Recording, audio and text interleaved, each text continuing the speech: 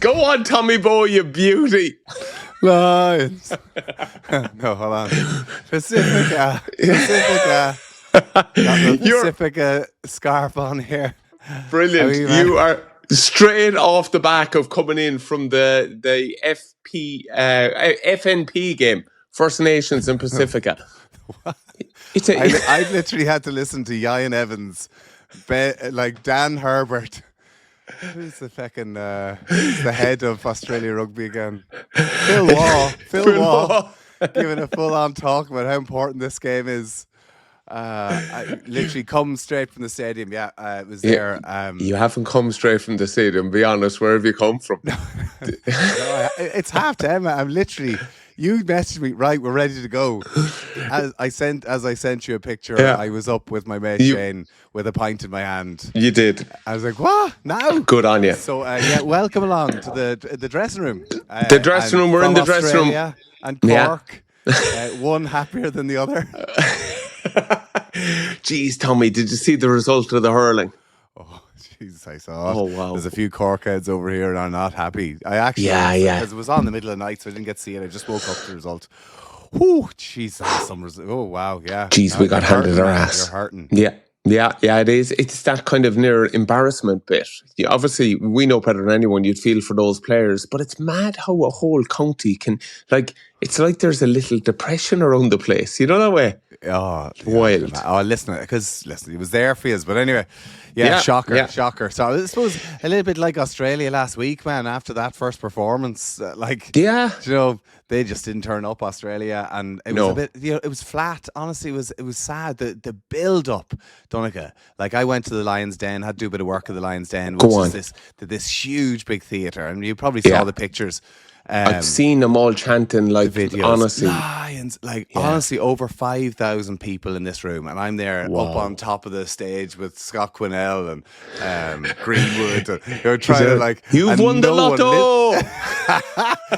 Scott Quinnell's literally talking about, well, the Lions. I don't care if there's Welsh here. We're all in this together. And the whole crowd's but the crowd love him, man. Honestly, yeah, they do. So but sure, that's because he understand the word he was saying. I couldn't understand him. You're just waiting for him to come out with an oversized check going, the postcode lottery.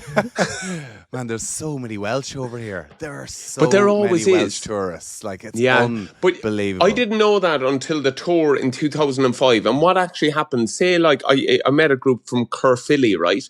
And what they do is they leave a fund behind the bar. So basically you go in for your few pints after one of the games down there and you say throw a pint in the fund for and then the whole, whoever's in it, over the course of 4 years, you end up on a Lions tour. Well, this is the thing, and this is what a load of them are saying, is that actually because they missed out in South Africa. So they are on the rampage this time. Jeez, they've 8 years of that. Yeah, 8 years. So literally, the Welsh are here. They have no players, but geez, they're looking for those places in Ibiza where they have all those beach party clubs that you can go to for a day and live like a king. All the Welsh are in there. I was trying to get from the stadium back here. I was head down, powering through, and all this, Tommy Bowe, Tommy, the Welsh. I was like, Jesus, keep going, head down. And I went, there's an Irish boy here, will you say hello? So he's like, yeah, of course, yeah. And he's like, where are you from in Ireland? And I'm like, Mana. He goes, I was like, why, where are you from? Bettystown. It's like, Bettystown. County Louth, man, at least. Anyway. Oh, it's just give us a chance. There was 5,000 Lions Den last time. They're expecting 7,000, but it's not like it's the people who don't go to the Lions Den. Like Melbourne is starting to get really packed. Yeah, it's wild. Like all the bars. I don't think you've been here as a supporter, Dunners. I've never done it as a supporter. Part of 2 tours. But to see it from the supporter side, and I actually was I was out for food last night, and the crack was good. And go on, name drop. Who was the crew? A couple. No, there's no crew, no names. Okay. But there was a couple of them beside us. We were all, and they joined the chat, and there were 2 retired couple, and just talking about they'd never done this trip before, and they're joining this group of people from all 4 countries. Just said I've never experienced anything like it. Just the characters, the crack, the stories, the bus trips, unreal. So, Do you know what? class, man. You, Brilliant. you couldn't do it at Lions level, but it was something Declan Kidney used to do a lot. If someone was injured, he would send them on the supporters tour. Like there was one time, honestly, we passed going in to play in Kingsholm against Gloucester. And O'Connell was outside the bus, like, with a pint, giving it the best of luck, with boys. The we're all like, was he? Yeah. I remember you made me do that before on the Ireland tour with the World Cup. I was injured. So Tom Grace, remember Tom Grace and all the Alec there? Yeah. And because I was injured, I was missing so much training, and you were calling me the Alacadoo, the Blazer. So I had to get up and introduce them and tell them. They're like, oh, man. So Grace was here again, actually. Tom, wow. Hanging out arm in arm. It's like we are proper Alacadoos. That was great. Yeah. Wild stuff. So the crack is good. It was golfing today. We were on it is just as a right few beers, and it's just brilliant. A lot of players. Can I be nosy though? What's the sense on the ground about the Australia performance? How are the Aussies feeling about how they went? They're like they know that they're not where they want to be. They expected a big performance. The atmosphere for that match was class. Honestly, the build up, the music, the light show, the fireworks. They put everything into the Suncorp Stadium, and then all of a sudden, a minute into the game, it was over. I mean, you could see it walking around, and even the Lions supporters were flat. Everyone was flat after it. It just was. It won't be flat in the MCG, Tommy. Twice the numbers, man. It's going to be electric. But it's yourself. It's those AFL states. It was like that tonight. Tonight was actually a cracker of a match. It was a good game. It's a big bowl.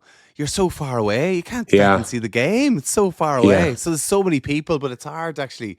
So anyway, I hope the MCG over 110,000 people are going to expect to be there. 110,000 people. What about this? Like the Lions legends. So like I was out golfing today with all you have Andy Powell, Ryan Wilson, Cuthbert, fucking the amount of players here. And the beers on the golf carts, like the wind rain, brutal. But I mean, they're playing like a big game on Thursday, and it's on Sky, man. Did you know this? I didn't know this. They put up a little thing that at half time, like, because my Sky was dodgy there for a bit. At the start of the match, they were like, you need to go on to main event as opposed to watching it because it kept falling and stuff like that. But during one of the kind of promos is watch the classic Wallabies versus the Lions legends on Thursday. I was there. Is this the boys that have been on the lash for like? Are you saying it's on telly? Like they say they haven't told them boys because there'd be a lot of bad hamstrings. I tell you, be coming up tomorrow at the captain, because I think they're doing a captain's run. Tomorrow is the first day they're literally doing anything, and I'd say it's some of the state, but there's some characters on that trip, unreal. Can I go back? Look, we haven't got teams, and we'll go through it on Friday when we do get teams. But it just overall sense, look, the match has been done and dusted in terms of reflections on it. But can I just give you, I was so surprised for a Joe Schmidt team to not be, I found them so poorly drilled. And I know everyone will reflect on Lina being the new 10, but fucking hell, Tommy, I could not believe, like, the areas that we've seen, right? Kickoffs, kicking shallow, using all those brilliant players to kind of turn over the ball. The breakdown, what we call wars, the wide area rucks, the kicking game. Australia were second best on everything, weren't they? And hunger, man. Yeah. No, I agree. I totally. Do you know what I couldn't believe it. I actually couldn't. I was really shocked watching it. Do you know what it gave me? Honestly, I actually think, and Joe was brilliant and is, you know what I mean? But that group of Irish players need to take a bow as well, because it's all great saying he's an incredible coach and he gets it, but they were coachable. You know what I mean? Like they didn't launch once, man. They identified the tail gunner once at a line out, and it was like. We know you see it. Take it away. I'm thinking this week's going to be different. I actually really do think so, because I met Will Skelton before the match. Oh, big man! I was chatting to him. Oh, jeez, Dunners, he's a big man. Have you seen the size of his feet? His feet are massive. Do you know what? Because remember when they trained down in Cork? there was a load of, to be fair, Raj tipped off loads of people, so everyone on the club was down watching them. And of course, the young fellas had left school and stuff like that, but one of the young fellas said, "Can I have your boots?" And he was there, I can't get these again. He couldn't give them away because like 40 shoes. These things, monsters. But anyway, he said like he thought he was going to be playing. Like he said, I trained, and then Joe, like his family were coming over for it and all, and he just said, Joe said to him, "No, man, I need you a week's training under your belt. I need you to get some good running under your belt." So maybe Joe is targeting week 2. Because you know what? It's interesting because I was talking. There's a pre-match function there, and I mentioned like Daniel Herbert was there. So Daniel Herbert was speaking, and he was talking about how in 2001 they got schooled in the first test. Second test, first half, they were losing as well. And then I think it was Joe Roth scored an intercept, and Justin Harrison stole the line out, and all just changed. You know what I mean? Momentum, then, you think about 2013, they won the second test there as well. Obviously, first test came down to Curtie Beale missing the kick. Second test, they scored a try at the end of the second half. So they have history of turning it around second time. Now, watching that first performance, I don't know how they're going to do it, but if they bring in a new 9 and 10, bring in Valentini, go forward, bring in Skelton, like they could turn it around. They could. Well, they need to, because do you know what? I know the pressure's never really been on him, but I actually think the pressure's on Joe after that performance. I thought they were poorly set up. But like, listen, if you don't have the players, the ability to but Tommy, hold on a second. Just on that, they have super athletes. Like, no, let's be harsh, right? But that Irish team that he got a beat out of, you would probably say there's better athletes in this Australian team. Yeah, but they played a lot of games. Do you know what I mean? Like, they only have played one match against Fiji. I know, but hold on a second. When do you drill it? No, I'm not having it. They kept them all in camp. They wouldn't release them. He had 4 weeks of them. Donncha, I'm pissed, man. I don't want to have an argument with you here. I don't need this. I'm just going to go, all right, I hear you. Yeah. Okay. The most honest line in the dressing room ever. I have a number of players downstairs in the hotel lobby I'm meant to meet up with. We won't keep you from it. Yeah. So what's the plan? I agree. Don't worry about it. What's the plan tomorrow? Give us the plan for you. The itinerary for the run into the game tomorrow, on Saturday. Wine tasting 11 o'clock. Fantastic. And are you planning to just go straight onto the bus? 2 vineyards. Yeah. You're never making 2 vineyards. But I actually have to do a spot. I'm here with the Lions Trust polo shirt on. Good boy. Saying, so you can see that my name's Doddy. So the Loose Heads is a charity here, mental health charity, amazing. I'm actually doing something for them tomorrow night. So I actually kind of have to keep my wits about me for tomorrow. So do you know what? You're at the point now, Tommy. Roll on is what I'd be telling you. If you stop now, there's going to be trouble. You have to keep on going. Head down, keep going. These are the I'm things with Andy you Farrell. do. Just keep going, man. Tommy, overall, do you think there'll be changes for Saturday tonight? It was a good game, but I don't know did anyone really put their hand up. It is hard to change a winning team as well. We know that. Overall, I don't know. I thought there might be a change in the back three by some of the performances today. I probably don't think that there will. I agree. Maybe. One thing I do think, which is interesting, I don't know if it got picked up on the telly, looked like Marcus Smith got a HIA. That's right. So if he fails his HIA, he will be out of the tour, I think. Yeah. So I don't know that. Richard Hill told me that. Whoa, what a legend. Genuflect. Hey, Ian Rich. Good He was my first roomie, man. Did I ever tell you that? Yeah. 2005. And I'll never forget, honestly, they were like, you're in with Richard Hill.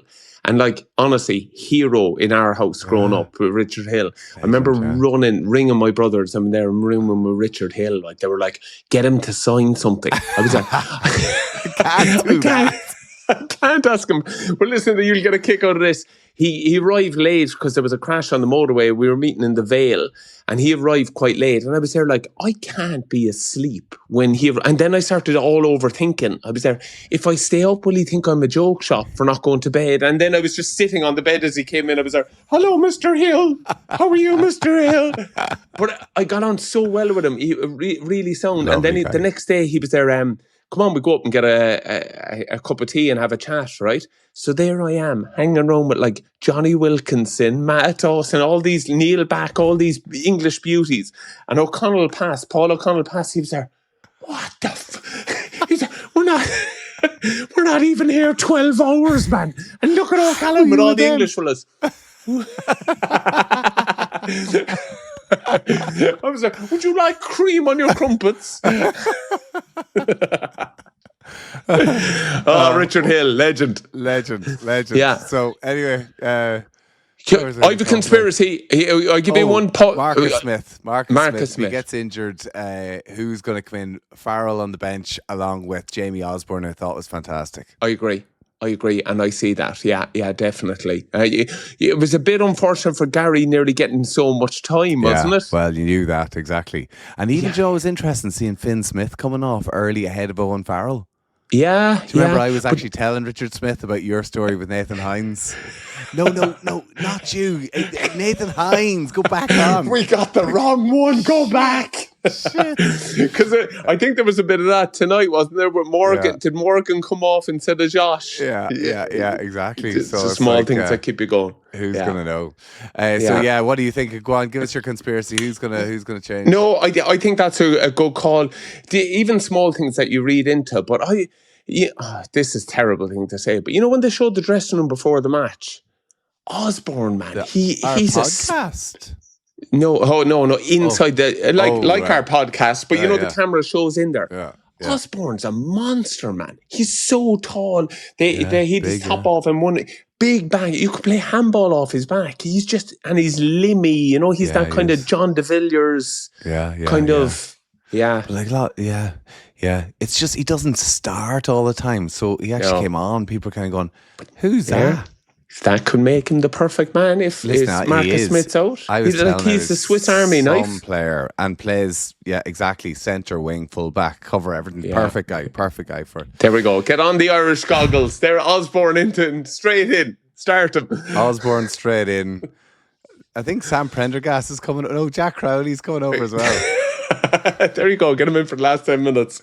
Right, come on, let's move on. I need to go. Yeah, keep going, Tommy. We recorded this before Tommy left, where we chat about leadership within it and some of the incredible leaders we have. Not to the level of this man, that he'd go double vineyard after being out the night before. But hopefully Lucy, my wife's not listening to this. Only joking, Luce. Yeah. We do want to say thank you so much, though, for joining us in the dressing room. We really appreciate it. Everyone that has subscribed, if you'd love to share it with your friends and give them a nudge to get involved, we'd really appreciate it because we love doing it. And Tommy, let's have a quick listen to our leadership and our Mount Rushmore. Is that the name of that beautiful Mount Rushmore of Lions leaders? Who's going to be number one? Wait and see. Right, you're very welcome back. It is another offload dressing room, change room, dressing room. You're close. You're getting there every time. To be fair, you're ahead of progress. Normally, when we named the podcast, it took you 6 months. Now, when we come to the dressing room, you're about 4 weeks in, and I think you nearly have it. Okay, we're discussing our Lions moments, but this time we're going to do our Mount Rushmore. Ooh, okay. So we're going to go. Wow, look at all the trendy. This could go up on Instagram or one of those social media viral clips. The great Lions leaders. Leaders? The leaderboard. Yeah. So if you think about Mount Rushmore, I mean, these guys are probably all not well liked nowadays, but you have George Washington, Thomas Jefferson, Theodore Roosevelt, and Abraham Lincoln up on Trump's not on it. No, probably he's going to be 5 probably soon if he is his way. Yeah. But so we're going to do our leaders from. And then we pick our top 4. So we pick our 4 who they would. Yeah, like the sound of it. Good idea, Tommy. And sorry, no, I don't mean to be harsh, but do they need to be the leaders or do they need to be the drivers? If you know what I'm saying. Like, do we have to pick the skips, the captains, or do we have to pick guys you were on tour with? Like, I'll give the best way for me to explain it is Lawrence Delalio. You know what I mean? Okay. Never captained a Lions tour itself, but was a massive leader and driver. Right. Where does he sit? Well, does he deserve... Like, I think leaders, you don't have to have the captain's armband. I mean, I thought I was a leader. I didn't Never had the captain's armband. ever in any sport, actually, at any age group. So I'm definitely qualified to be picking the Lions leaders on this. Well, can I throw it out? Do I go off on it? You did have the captain's armband. Southern Kings, they played one match, and that was the end of them. And you have your picture with the C on your arm as well. Okay, I still get a slagging over that. Do you know, honestly, a few of the lads think I thought I went off and bought that captain's. And you had it on for the whole game. Tommy, you're a rat. So wait, can we just explain what happened in that? So you were the water there's a boy. very famous picture of Donncha O'Callaghan captaining the Lions against the Southern Kings in Port Elizabeth, was it? Yeah. And I was water boy for that game, and I was just so proud of you to get that captain's armband that day, like a footballer that you are. So what happened was Tommy had to wear a water boy with a big W, but on the flip side of it was a C. And after the match, you came straight over, threw it on my arm. I'm there like this, and it snapped with a big in a grin photo. in your face. I do think it's quite funny and a bit of crack. But then the photo went viral, and everyone's there. Look at this cocky fucker. You're going on with a captain's armband for the Lions match. Okay, right. I'm going to kick it off now with a bit of a legend here, and he's an Ulster man, and he's pretty much as big a name as the Lions. I'm going Willie John McBride has to be considered to be up on Mount Rushmore. Absolutely has to be considered. Yeah, you're right. He has everything. Heritage, history. The only thing is, for me, it's hard to judge the performance level, isn't it? It's beautiful of that time. But like, if do you know what I'm going to say about Willie John McBride? Go on. It wasn't he around. It was the '99 call that they all had to go to South Africa and just punch a near South African to them. So obviously, wouldn't see that nowadays. These are the days that they used to get a boat down there. They were gone for 6 months. Amazing. But one thing that I think stands to Willie John McBride more than anything else, he was part of the '74 Lions. He was part of 5 or 10 Lions tours, but the 74 Lions tour, I was at a dinner up in Belfast that Willie John McBride held for the Wooden Spoon charity, and to celebrate the Unbeatables. I think they were in 74. Yeah, that's right. And there's a few of them of that team are not with us today, but pretty much 90% of that squad turned up on that day to the Culloden Hotel. And I just think that's a mark of the leader, of the respect that he's held in, that so many of his teammates flew, and a lot of them were not in the best of shape and the best of health, but they flew because they wanted to be there for their captain. And I think that's something, a legacy that certain captains have. I agree. That's the measurement of the true leader, isn't it? It's how the troops will go for them, and you know it. You know you're brilliant leaders because you'd walk on glass for them. Absolutely. And that crew would do that for him. You know what I mean? So I think you've made an unbelievable call. I do think of players though that maybe go under the radar a little bit, like Jeremy Davidson's performance in that 97 tour. Yeah. Like that ability to go beyond himself. You know what I mean? But then we'd never speak of him in the same... You know what I mean? No, but like same, even like a Tom Croft in 2009 played so well. Like there's so many that standout performances, I'd say. Yeah. Like I think a leader carries the can. Like the Lions is about getting out and embracing the public. It's about facing up to the media when things go wrong. It's about kind of covering for your teammates. Yeah. Like somebody you must think, like a Martin Johnson, like you've always spoken about your admiration for him. Like he has to be up there. Yeah, he's a hero. He's a hero within it. And even just that, you look at him on that tour, like I remember watching back on 97, and there's so many incredible leaders. Yeah. And he can hold the room without without forcing himself on it. Yeah. I think it's the greatest lesson in staying true to yourself. He doesn't grow an arm. He doesn't. But you know what I think his point of difference probably was? Mobilising those lads. Because on tours that can go wrong, it's the buy-in, I feel, from the other leaders. Yeah. You know what I mean? That you have Woody nearly holding on to the Irish lads and Big going... time. Yeah, you know what I mean? I'll control all our lads and they'll buy in for you. But Martin Johnson's, even his performance as well. And like we go back to the 97 one, Tommy, we chatted about it before, when he's just been stitched up and he doesn't care about his eye hanging out of his head. He's just, hurry up. Get me out on the pitch again. And like the fact that they showed the needle going in, like that's epic. Yeah. Epic. Okay, well, I go through some of the names who I have here and we can, or do you want to No, good idea, yeah. Okay, so I'm with this. We want to hear from the listeners again on this because we could have missed out some of the real legends of the game. Two of us, it's the back of an envelope stuff. Okay, we're literally thinking about this over a coffee. What would have been a fag packet back in the day. We've got Willie John, Martin Johnson, Paul O'Connell, Brian O'Driscoll, Sam Warburton, Ian McGeechan, Jim Telfer, Lawrence Dalio, Gavin Hastings, Gerald Davies as team manager. What a moustache. What a man. What a man. Do you remember his chats, man? Yes. The sliver of ice.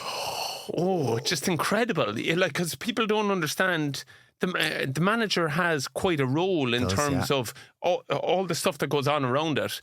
But he's the tie-in to the past. So, being there before, done it. So, Ian Evans is a team manager this year. And you would kind of think the manager, doesn't really... But he's there. He makes it Gerald Davies made a huge... And Andy Irvine was in my other tour that I was a part of. But Gerald Davies just... you'd think he was literally in front of the mirror, I'd say, all morning to get ready for the dinner. Or for the... always looked so well, man. He looked immaculate. Yeah. And spoke so slowly. And what was that sliver of ice? He was basically saying how difficult the tour is going to be, but there'll come a point that we will need to do them. We'll need to, we're going there to embrace and be challenged. But sometimes it's going to, and I think that was the gist of it. I'm not going to do it justice, but we're going to have to take it out and do them. That's when he said the sliver of ice. The sliver of ice, man. It was, what a voice. What a man. We've got Alan Wynne Jones, someone like Johnny Wilkinson, you've Gatland.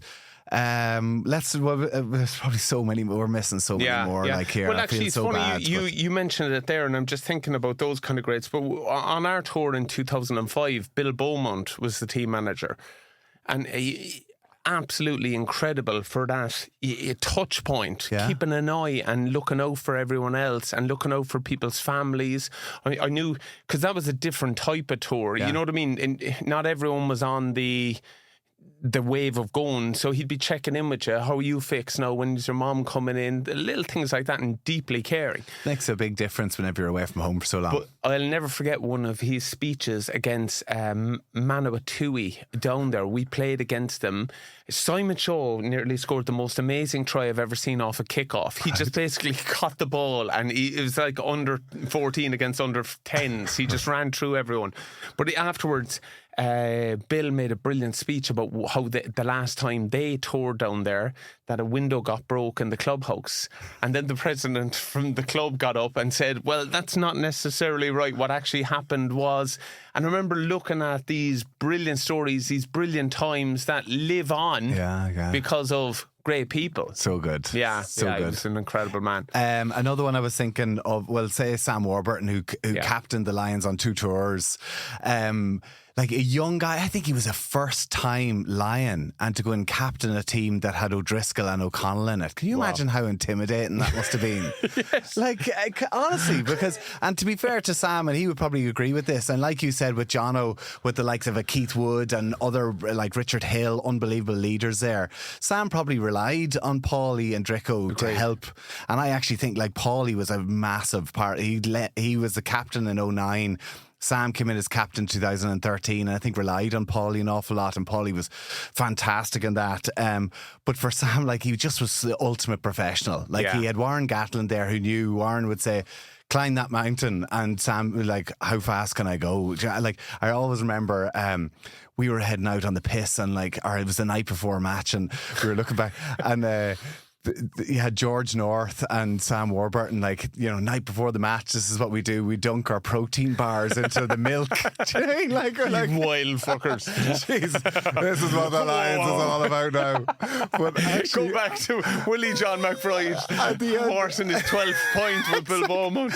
Protein shakes and milk, and this is their pre-match tradition. But I always remember that Rory Best telling this story, that at the end on the second test, test, Sam and Rory both got injured and their tour was over, and they had to stay. I think it was in Melbourne. The final test was in Sydney, and they were told, like, this is it, lads, you're going to have to surgery and probably fly home. Right. So Rory was like, the tour's over. Yeah, come on, what are we going to do? We're going out here. And Sam was like, no, do you know what? I think I'm just going to try and get an extra few weight sessions, get myself sorted for the start of next season. Wow. It's like, what planet are you on? I mean, you're talking to the wrong person here. Wait, could you have more opposite people in that moment? Another epic leader, Rory Best, in his own right, who probably led off the pitch as well as he led on it, and that's why people loved him. But Sam Warburton, the ultimate pro to go and captain 2 Lions teams as well, and to win that series as well. Alan Wynne-Jones lifted the trophy in that third test. Alan Wynne, unbelievable leader too, unbelievable player. Yeah, to be fair, and like that as well, the essence is he had the Welsh group, if you know what I mean. So they would, like that, walk on glass from him. But I do think that is, you've nailed a very important thing in leadership, man. It's empowering everyone else around you. And that's what the good leaders, I've always felt, did. And especially as well, I'm chatting about the lads that would probably be national leaders there. They never dipped their standards to kind of, I'm just using Sam as the example, to think, just leave it all on him. The good ones always put it, like you hear the unbelievable stories about Drico togging out and the third test when he'd been dropped. Do you know what I mean? Yeah, phenomenal. Like, to literally the shock of Ireland when Brian O'Driscoll got dropped after that second test. Yeah. And I think he went out for a few pints to drown his sorrows, but he fronted up the next day, and that's what it's all about. There you go. Like, you have to front up for the better of the team, and he turned up for training there where a lot of fellas didn't. Yeah. And didn't want to be there, but he trained like the rest of them for the dirties, something that Brian O'Driscoll is not used to doing. And of course, whatever he did in training obviously worked for the Lions to go and win in that third test, to win the first Lions series. Weren't you telling me there that you got ripped apart in that session? Ripped apart. Christian Wade. Drico was exceptional. Christian Wade tore us to shreds in that training session. Wow. He was phenomenal. Couldn't lay a finger on him. Wow. But it sharpened the minds, I tell you. That made you kind of think, we are going into the final. It's 1-1 in a test series, and we've just been ripped apart by the team that aren't even picked. That happened to me in 2005. We played on the kind of Tuesday before it, and the lads were getting ready for test 1. We just moved up to, but they were going training, obviously the last kind of preparations for it. And Martin Corrie and myself had played 80, and I remember banging on my door in the morning, and he was there, get your gear on, we're gonna go down and see the lads need a hand. And honestly, Tommy, you know, after playing a match, man, you like, a recovery session is about the best you can manage. And he was there. We show no weakness. We front up. We give them everything. I remember I was so sore, you know what I mean? But you just had to be like this energy bunny for them. And like, you need guys like that on tour, don't you? You need, like, sorry, I know this sounds really selfish, but I wouldn't have thought of it. I'm so glad I did it. But I'm glad that Martin Corrie wasn't just such a, you know what I mean, I'll make sure I'm there. And he threw it around. We need you. Come on. And that's what people, when they come to the Lions, don't realise. You know, that is where people put their body in, like an Englishman coming up thinking, I'm going to get one over here. It's not about that. It's about coming, doing the best for the team. Another one, I was thinking, Johnny Wilkinson, probably never captained the Lions, but I was actually listening to an interview with O'Gara talking about him and the standards that he set. Like, Rog, obviously a meticulous kicker, a meticulous player as well, but he just was watching Johnny Wilkinson going, oh my God, is this guy ever going to stop practicing? Rog came back from that tour in 2001 a changed man. Honestly. And not even a rugby player, but I think that's why it was kind of a little bit disappointed none of our 10s went on this tour, because the ability to see what excellence does week in, week out lifts everything. You know what I mean? But like, Johnny Wilkinson was remarkable. His attention to detail, his ability to kind of put in endless hours to hone his craft. But I remember Rog coming back from that, and that the amount he would kick after that, and Tommy, like we would all have Wednesdays off. He could kick for 4 or 5 hours on a Wednesday. I roomed with him, and I remember Rod's feet when he'd finish his kicking session, his feet would be bleeding. Not right. just his toes, in around him, man. They just from non-stop rep on ball, rep on it. Yeah. Phenomenal. So that's leadership in itself as well, in setting the standards that everybody else has to get to. Do you remember in the video, it's the equivalent of Living with the Lions of that tour, but the doc has to go out and say, Johnny, you have to come in, man. You have to come in. Imagine that. You know what I mean? I just worry a little bit about that nowadays, though. Do you know the way player welfare rightly has gone to a point where, we keep an eye on. But, if you want to excel, you have to put in the... You have to put in the time. You have to, you know what I mean? But these guys are a lot more professional now. You think they would have a lot more time. I look at kicking percentages by most hens around the place. I'm wondering how many of them are grabbing a bag of balls and honestly kicking for 4 hours. Everyone will go, I need a coach. I need. You know what I mean? You need to work harder than everyone else. Okay, right. So we've got a right few, like the likes of Warren Gatland as well, Ian McGeechan, Jim Telfer. Yeah. We'll go through our Mount Rushmore. Go on, right. throw it up there. Well, you go on. Who have you got? Give us one. I think you have to put him up there. He's iconic with lions. In fact, I see his face like a lion. Genuinely, it's who? Sir Ian McGeechan. I just think if you chat about it, that's him. He embodies everything. And if you do you know the way, Tommy, if you want to say what's the Lions about? Yeah. Just kind of look how he conducts himself, watch him, listen to him. Yeah. It'll all fall. You know what I mean? He drips it. Yeah.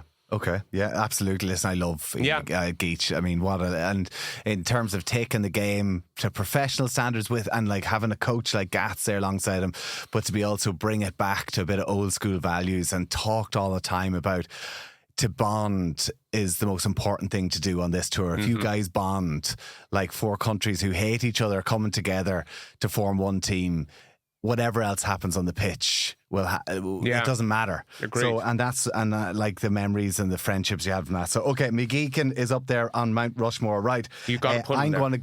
I'm going to go for Willie John. Yeah. Just for that reason of 1974. People, listen, it's so long ago, people can't remember it. No. But everybody knows about that 99 call, and I just thought that day, whenever Bill Bowman was there, Andy Irvine was there, I don't know if it was JPR, Bennett was there, the scrum half, they were all there, and I was just in awe. And Willie John only got up and spoke at the end and spoke really well, but all of them just in 2 groups of 4 stood up and spoke about the crack they had on tour, but actually just about how amazing Willie John was there and why they want to be there. So amazing. In terms of leadership, galvanising a group, I think Willie John has to be there. So you have Geach with Willie John. Go on, give me one more. You shoot me down, but I think if you want that type of player as well, I think you have to put Martin Johnson there. Yeah. I just think you need the player that everyone will follow. And that's what Willie John brings. That's what Martin Johnson brings. Of course, you can have, you know what I mean? If you want to have a bit of crack, bring Sebo, bring myself, you know what I mean? Yeah. But you want someone that just will not back down, will find a way, a winner. Jono was the man for that, wasn't he? And just that epic going to 97 as well. Okay, I'm going to finish it off then with the fourth. I don't know, what are your, Paulie, I think. Paulie's well up there, yeah. He only captained one Lions tour. He was pretty much vice captain for 2013. He was obviously well involved in the year before that as well, in New Zealand too. But I just thought whenever I went to that tour in 2009, Paulie stood up at the top of the room and he just spoke about putting your cliques behind you. This is what the Lions is all about. It's getting to know, go for a coffee, go for a walk, go for a pint with people that you don't know. And he just forced the group and led from the front in this and coming together, bringing 4 countries together, led unbelievably well on the pitch. But I just remember the likes of Mike Phillips and some of the Osprey guys who I played with, whenever Paulie made a speech, they were just, they'd go to the well for Paulie. They loved him.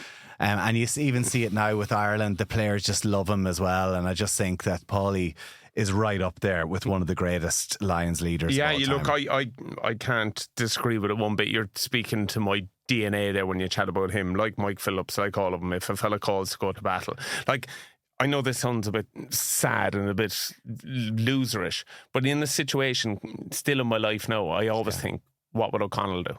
It genuinely, I'd be like, in this moment, and the amount of times genuinely I ring him for like, this is a situation here at the moment. You know what I mean? Like, just to get his take on it. But yeah, you said it about those leaders. There's guys that can, like, I always said it about him, when he walked in a room, it changed. Yeah. You know what I mean? Just everyone. And it's very hard to kind of verbalise it, isn't it, though, that type of true leadership. But I genuinely think Paul O'Connell is the most inspirational human I know. Big time. I think there are 4 just unbelievable. Like, if you think about the Lions, you think about the behind-the-scenes speeches, and you think about galvanising a group of people to come together to take on the biggest challenge. It's not a very pretty mountain, is it? It's 3 second rows and Ian McGeechan. I mean, there's a lot of cauliflower ears in that. Can we take them off and put Jeremy Guscott, yourself, and who else? Who else are the lookers around the place? We'll go to the try scorers later on. But I just think Willie John McBride, Ian McGeechan, Martin Johnson and Paul O'Connell, that's right up there. What a mountain. Okay, there you have it. From the Offload leaderboard, Mount Rushmore. Let us know again. We'd love to know who you would have on your Mount Rushmore, but that was a bit of fun. Yeah, good on you, Tommy. Well, there you go. Done? Is it done yet? You had 2 points during that. You didn't pay any attention to it. I should have said there was going to be a questions and answers afterwards with Tommy Bowe, but he wouldn't have a clue. Brilliant Who won? Stuff. We beat the First Nations Pacifica. That's all you need to know at the moment. Keep the scarf on. Only just. Only just. Yeah. They were good. I thought that was the best game we got. It was, yeah. They were well drilled and they were smart. It just shows again physicality. If you can stick it up with that game plan that Ireland play, with Leinster play, if you can get stuck into them, physicality, beat them up, slow down the breakdown, they're there for the taking. Joe Schmidt, watch out. It's a big one. Let's hope the Lions bring it on Saturday, and let's hope there's more to Australia. We'll chat on Friday about it, but yeah, we need a little bit more this week coming. But do you know what we need? You fresh as a flea. Let's hope. Do you know what? If you're in the dressing room now, look at the before the vineyard and after the vineyard. Tommy Bowe, you beauty. Honestly, T-Bow, thanks for joining us though. You know what I mean? Problem. I'll be fresher next time. Today it's late. Yeah. It's late. Go on. See you, man. Go on. Brilliant. Thanks for joining us in the dressing room, everyone. We really appreciate it, and we'll catch you on Friday. Goosh.